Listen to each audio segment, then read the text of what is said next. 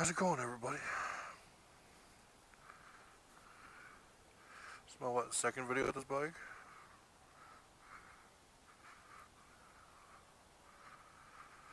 Those things,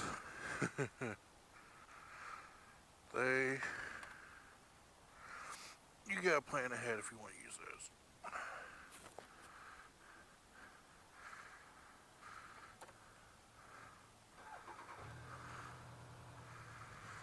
So,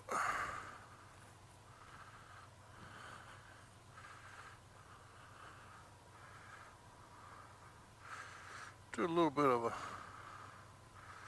ride here.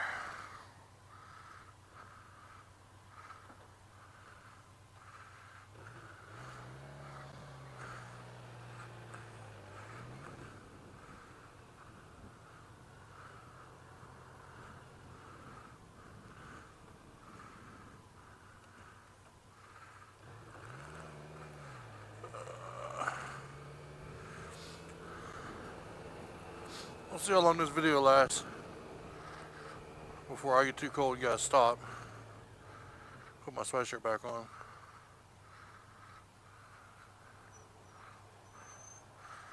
It's saying 68.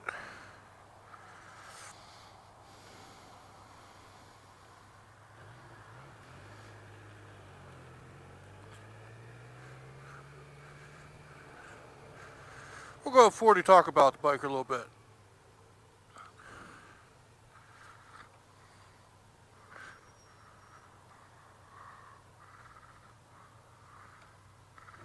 Nice turn signal, buddy.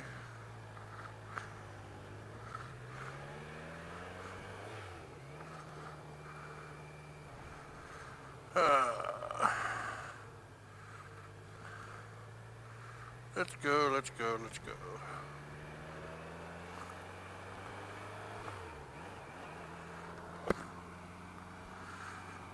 Shut the visor, even though it really doesn't make any difference.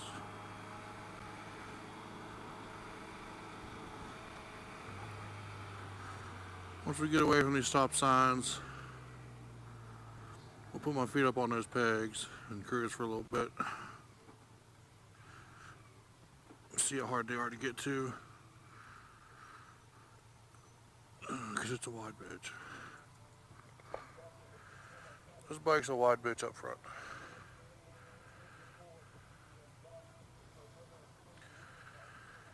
Anyway, so far I like the bike. I'm supposed to do a saddle sore this weekend, but backed out of it due to the weather wanting to fucking piss rain, and my dad having some issues and thinking I might have to bolt to Florida.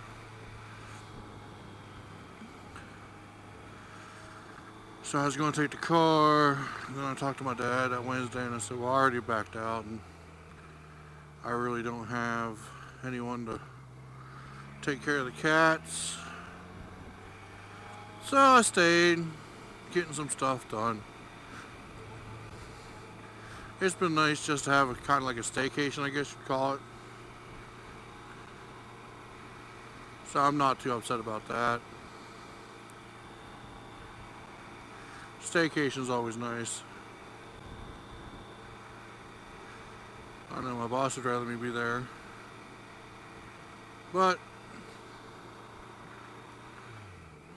sometimes you gotta take a break every once in a while.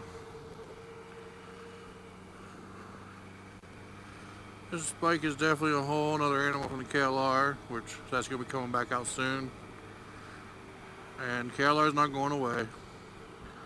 Actually, the KLR is probably going to be my commuting bike, commuting to work in that. And this bike's going to just be anytime I want to do some distance. Because while this thing pretty much owns the highway, but you start maneuvering it through town. I mean, you can do it, but you can tell it's not happy in town. And it's not that it's ungodly to maneuver in town. I mean, I got no trouble maneuvering it. It's just if you can tell the bike's just not happy, putting around slow traffic. Like right now, I mean this is kind of just like slow cruising right now, 40. And I mean she's smooth as silk, man. But you start getting some stop and go traffic, and once you get some heat in the transmission, it'll shift, but you can tell it's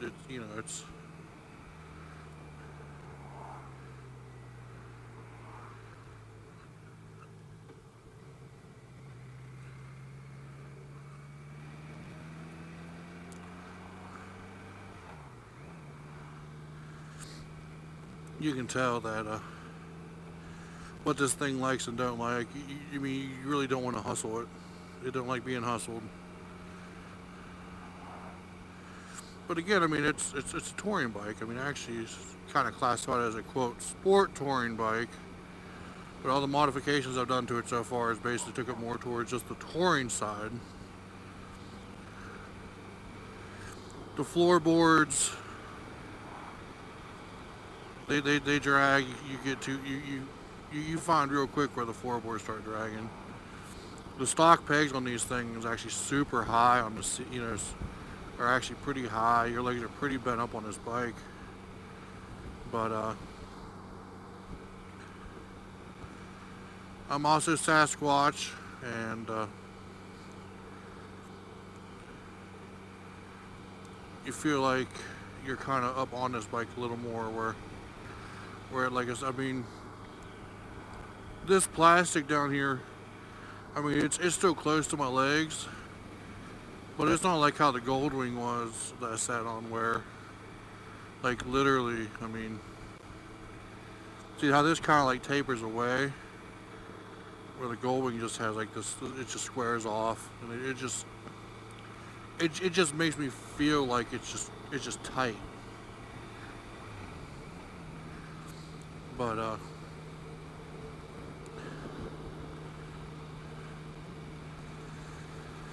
yeah, that's how this goes.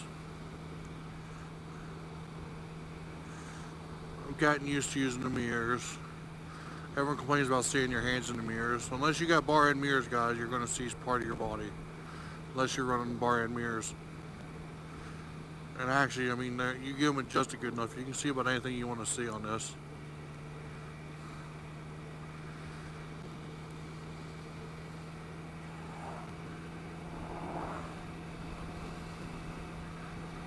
Now, a little bit of spirited riding like this, which I don't know if you'd call this spirited, but for me it's spirited.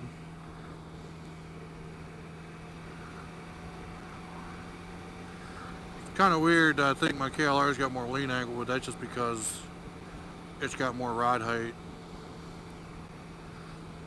before my fucking before my feet start to drag.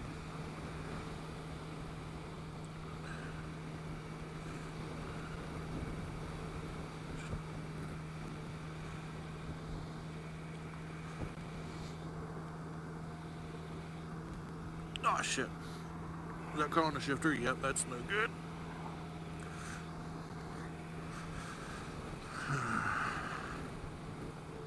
Okay, there we go. Shoelace caught on the shifter. Oh man, I'll tell you right now.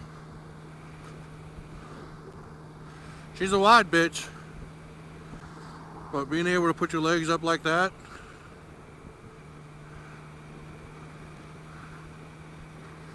I'm telling you right now, that's the cat's fucking meow right there, buddy. I was worried these JPEGs wasn't gonna get my feet out far enough. Nah, they're about perfect. Okay. Okay. Gives me position to move my feet to when I need to stretch out. Or if I'm just pounding highway, I don't gotta worry about shifting.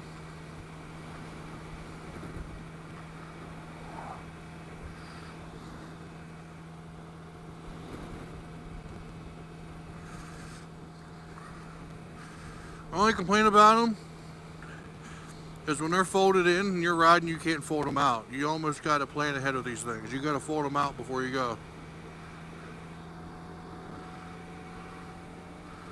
You can't just fold them back in and expect to be able to get them back out if you're going to use them without stopping.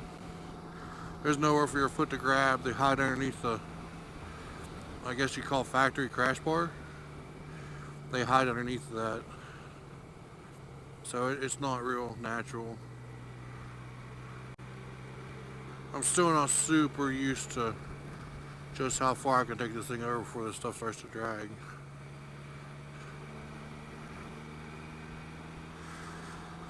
I watched some videos on these. They say that there's a company that makes a progressive spring kit for this. And they say when these things get about 30K on them, which just has, they say the springs just get, they say the bike's undersprung from the factory anyway, and they say around 30K the springs are tired on these bikes.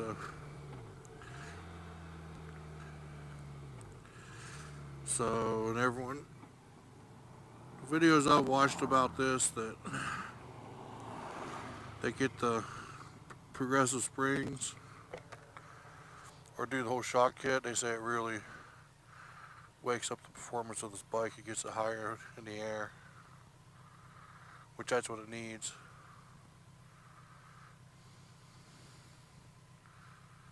That way it doesn't bottom out so easy.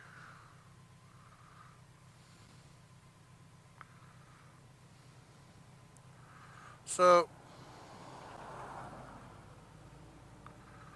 we'll see how things go this season. At the end of the season, if I'm pretty sure I'm going to keep her, I'll put the work and the money into her she needs. Or if I'm ready to go ahead and move on up to the big boy, the 1600. I shit, my shoe lace. Untied my shoe. That's not good. Fuck.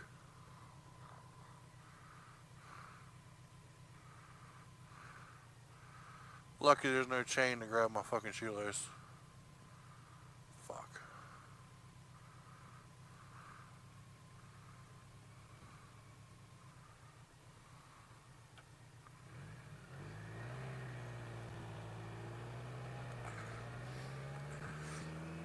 And there's floorboards there.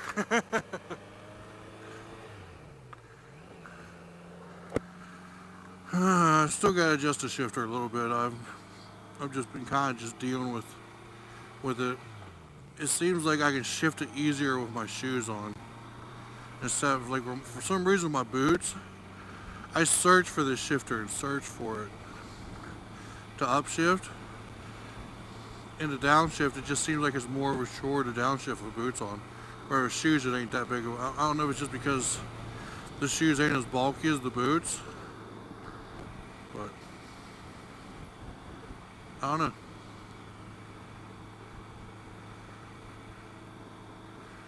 But no, I'm really liking it.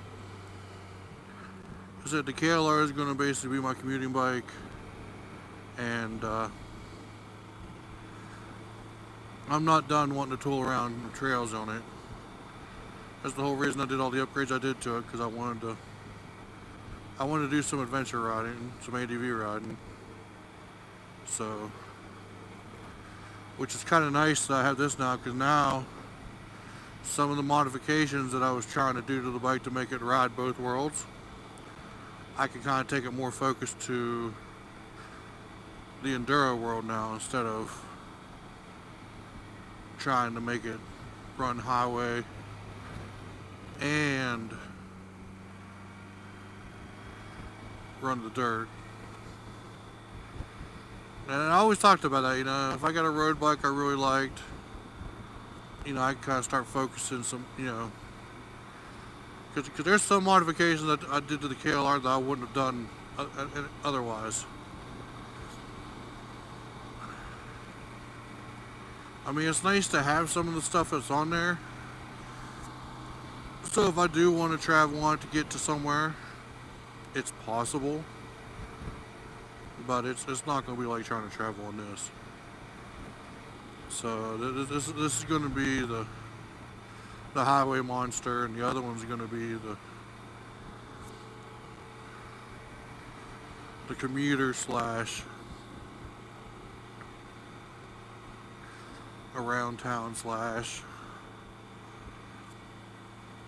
you know, see how much trouble I can get into in the woods.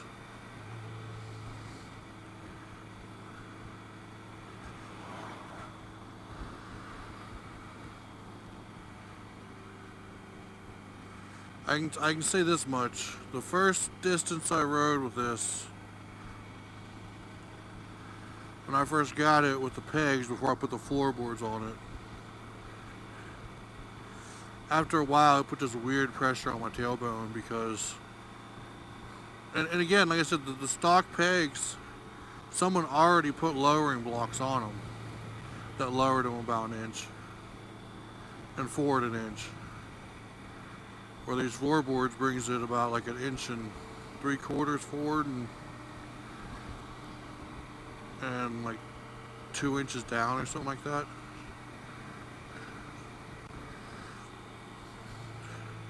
It brings it more forward, which that's what I needed, and it gives me more space to kind of move my feet around to get where I need them on the floorboards. So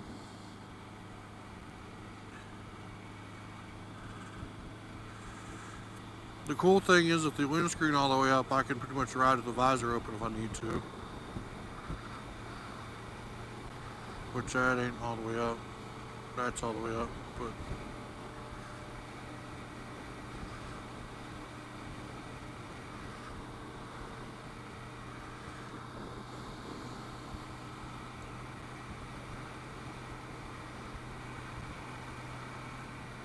my speed is 0, huh? Okay, yeah, you're not working.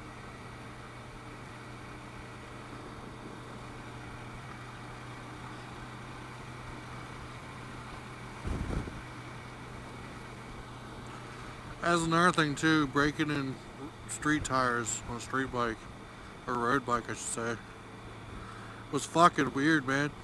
I never dealt with this with dual sport tires. But this bike, I swear to God, like, you could just feel it wanting to go left, right, you know, you just feel the whole thing just wanting to go left, right, left, right, left, right, left, right. And the further I rolled, you know, I could feel the bike settle, you know, the tires settling. And then I'd push it a little bit more and it'd start doing it again. The tires are, you know, are you know, they feel like they're decently broken now, but yeah, man, when they were brand new, I wasn't ready for that. I thought something was seriously fucking wrong.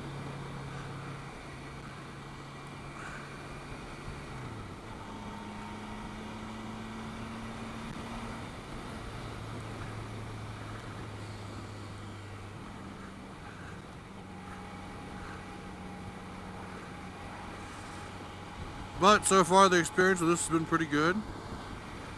I mean, it's hard to know what my thoughts on this are going to be by the time fall gets here, and by the time, you know, I mean, hell, this thing could need major fucking work by then, or it could just run like a top.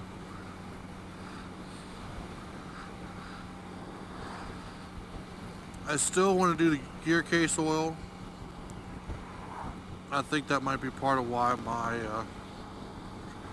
transmission doesn't like to be rushed, doesn't like to be hustled, like I say. And I mean, I can deal with that. But that's going to be, again, something that Once I moved into wherever I moved to, get settled, have a place to work on it, then, you know, that's when I can start focusing on this stuff. I mean, I did the rear diff fluid. It looked nice and clean, no metal chunks in it.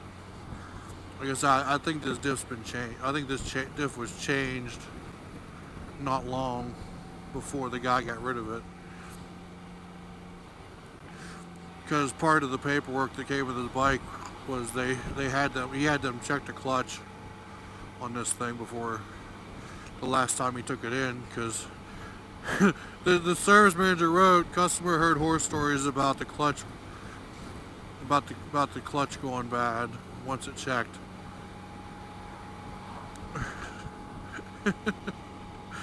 Which again, I've heard the same horror stories, but you know, I'm just gonna run it till it feels like there's something, you know, seriously wrong, as long as it don't start slipping, or if, I mean, the clutch feels strong. I mean, I'm definitely not gonna fucking abuse it, you know, but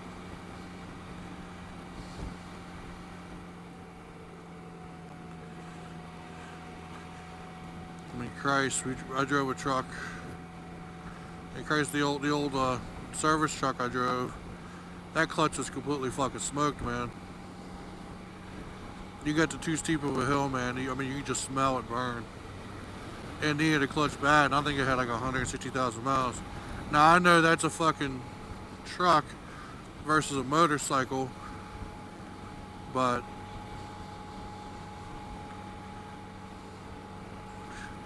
as long as I don't try to do a whole bunch of in-city stop and start with it, and ride the clutch a lot, you know, which I've been trying to be mindful of it.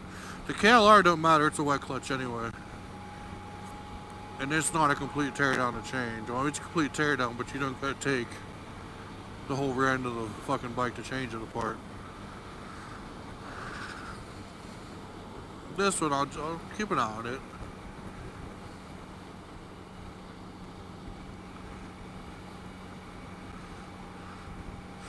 When I do go do the clutch job, that's one thing I learned about these bikes. Comparably, the parts are a little more expensive, but if you're willing to do your work yourself, it's not that much to be scared of these bikes. Where these bikes get expensive is it snowballs really quick, because it turns into, while you're there, you might as well do this. While you're there, you might as well do this. That's what it looks like with these bikes, because it's such a chore to get to clutch on this bike, that since you're there anyway, you might as well go ahead and change your rear main seal, your seals on your gearbox. You might as well go ahead, you know, pretty much change every seal you can think of while you're there, because it's such a chore to get to that point. And if you're there anyway, you might as well do it. So we're going to stop at this gas station here, see how much battery I got left, and this is probably going to be the end of my video, because it's getting cold.